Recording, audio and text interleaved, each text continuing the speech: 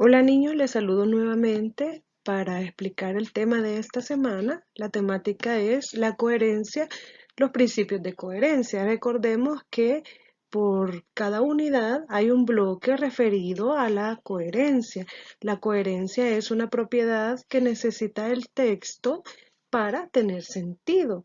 Voy a comenzar con una frase que ustedes están viendo en su pantalla a manera de reflexión.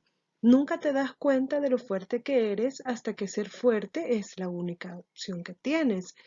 Muchas situaciones en la vida nos ponen como en una encrucijada entre decidir que si desistir o seguir adelante.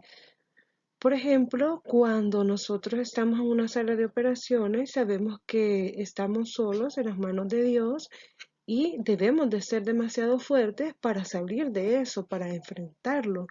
Otra ocasión podría ser al salir a comprar de noche y uno solito también puede ser una situación que cause mucho miedo. A algunas personas también les causa miedo los exámenes, pero hasta que nos enfrentamos ante esa situación, logramos vencer nuestros miedos y nos damos cuenta que tenemos una gran fortaleza.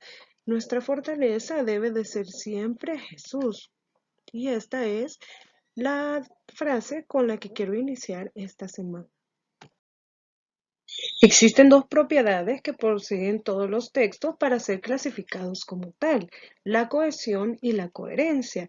Ya antes habíamos hablado acerca de la cohesión y esta trata de entrelazar todos los enunciados para construir un texto, de entrelazarlos correctamente. La coherencia, que es de la que vamos a hablar este día, es la propiedad que debe de tener un texto sobre la relación correcta entre los enunciados que lo componen para que pueda transmitirnos un mensaje completo. En ocasiones hemos escuchado hablar a personas que se desvían del tema principal y por esta razón es que no se llega a comprender cuál es el objetivo o no se llega a comprender un mensaje completo. Debemos de tener mucho cuidado con los mecanismos que integran a la coherencia para poderlos aplicar de una forma correcta y que construyamos textos en realidad y no solamente enunciados. Vamos a comenzar a ver cuáles son los mecanismos de esta propiedad. El primer mecanismo de coherencia se llama relación temática. Sabemos que un texto está compuesto por una idea a la que llamamos principal, que es la que está más vinculada con la temática, y varias ideas que lo complementan, a las que le llamamos ideas secundarias. Entonces, estas ideas principal e ideas secundarias deben de estar bien relacionadas con el tema general o con alguno de los aspectos que tienen que ver con el tema, es decir, deben de encajar y así le da coherencia a este texto. El ejemplo que nosotros tenemos, las fuertes lluvias se prolongaron durante semanas.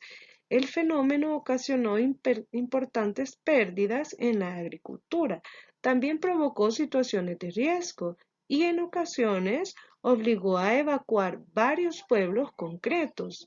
Por eso, la policía y el cuerpo de bomberos tuvieron que realizar numerosos salvamentos.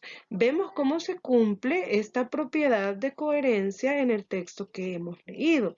Debido a que la temática sería las fuertes lluvias, la idea principal nos habla acerca de la duración que han tenido estas lluvias y luego las ideas secundarias nos informan acerca de las pérdidas que ha ocasionado, también sobre los efectos, las situaciones de riesgo en que estuvieron las personas ante este fenómeno y lo que se hizo durante esa crisis. Entonces vemos cómo están bien relacionadas, pero ¿qué pasaría si de repente, después del punto agrego y llegó un astronauta? Entonces, esta idea puede ser una idea secundaria, pero no de este texto. Entonces, la relación temática se cumple cuando todas esas ideas tienen una relación que cobra sentido y así puede el texto transmitir un sentido completo.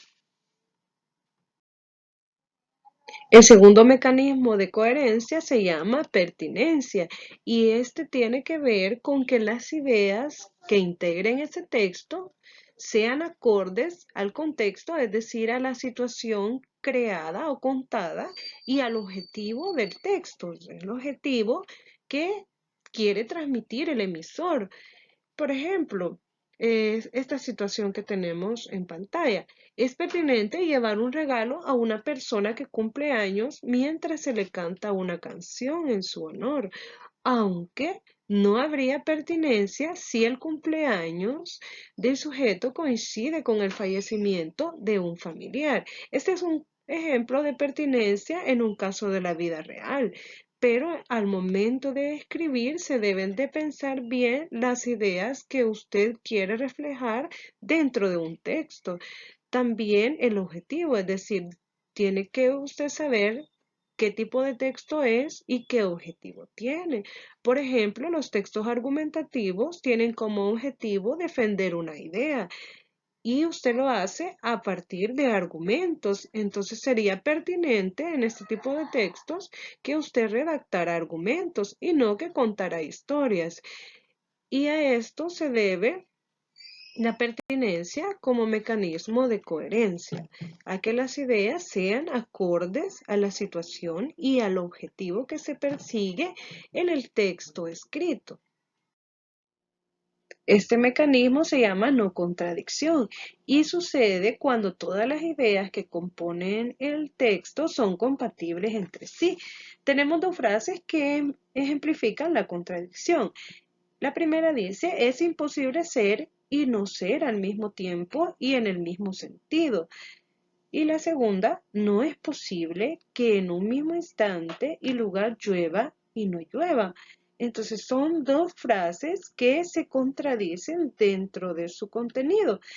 Y si nosotros estamos utilizando figuras literarias y nuestro objetivo es ese, entonces cobraría un sentido. Pero ¿qué sucede cuando nosotros estamos redactando otro tipo de textos? Por ejemplo, un texto publicitario en el que sabemos que tiene como objetivo vender un producto.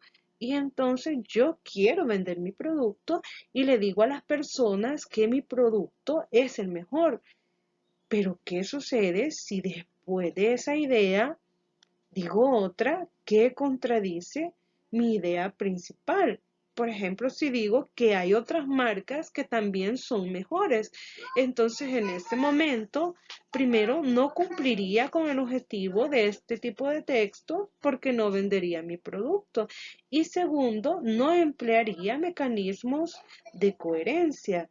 Entonces recuerden que la no contradicción es importante para que las ideas que yo voy a elegir dentro de mi texto sean compatibles y cobren un sentido.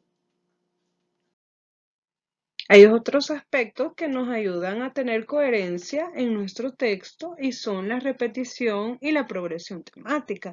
La repetición es cuando se hace referencia a un mismo término dentro del enunciado diciéndolo nuevamente o utilizando alguno de sus sinónimos. Ahí tenemos un ejemplo. El primero dice, la Celestina acude a casa de Meribea, Celestina llega, Celestina habla con la madre de Meribea. Este es un ejemplo repitiendo el mismo término, la Celestina. En el segundo ejemplo lo hemos sustituido por algunos sinónimos y quedaría de la siguiente forma. La Celestina acude a casa de Meribea, la alcahueta llega. Hemos utilizado este sinónimo debido a que dentro de la obra de Fernando de Rojas, que es de donde pertenece este texto, la obra se llama La Celestina y es una mujer muy vieja que consiente un amorío prohibido y en secreto con entre dos jóvenes y entonces por eso se le llama alcahueta en varias ocasiones dentro de la obra. Seguimos. Ella habla con la madre de Melibea. Entonces hemos utilizado al final un pronombre que también hace referencia al nombre de Celestina y de estas dos formas pueden utilizarse las repeticiones dentro de los textos. citando el mismo término o haciendo referencia con uno de sus sinónimos. Este es el siguiente elemento que le da coherencia al texto, la progresión temática, y existe de dos tipos, la progresión temática lineal y la progresión temática derivada. La lineal hace referencia a que la información que proporciona el texto debe de estar en dos categorías. Primera, el tema relacionado con la información conocida y el rema, que sería una información nueva. Como podemos observar en el esquema que tenemos acá, el tema es la Torre Eiffel. Y entonces la primera información nueva sería que mide 330 metros. La información 2, que también es nueva, es que fue inaugurada en 1889 y la última construida por el ingeniero Gustave Eiffel. Entonces, si usted se fija, para construir un texto, tendríamos que relacionar entonces este tema con las tres ideas que posiblemente habremos investigado. Vamos a ver cómo quedaría un texto de esta progresión temática. Este texto es tomado de la obra Drácula de Bram Stoker y ejemplifica perfectamente la progresión temática lineal.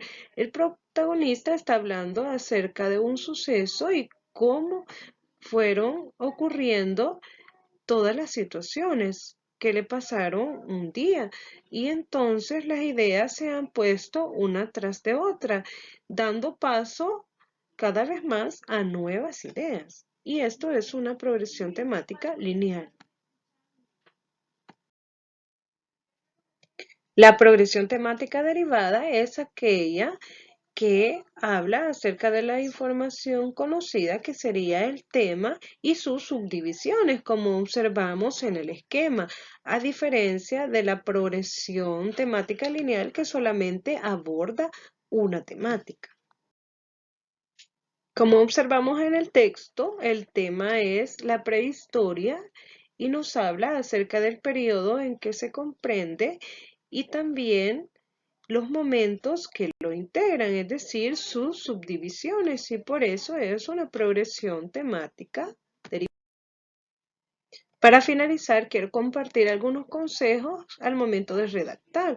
Es indispensable que usted haga un borrador antes de crear un texto, que ordene esas ideas desde la más importante hasta las complementarias, que utilice frases pequeñas, que no sea tan descriptivo.